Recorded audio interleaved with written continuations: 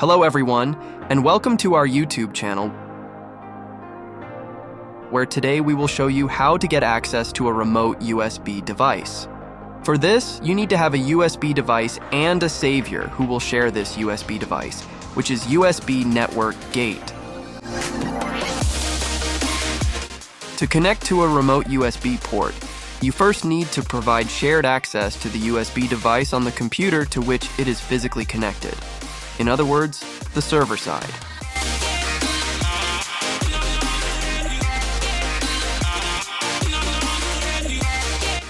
After this, you need to open USB Network Gate on the client computer and go to the Remote Devices tab. Then click Connect next to the USB device you need. That's it. You now have the result. With the software installed at both ends of the connection, technical support can access the device as if they were directly connected to it and quickly troubleshoot and resolve any issues. Thank you for watching. Don't forget to like and subscribe. See you next time.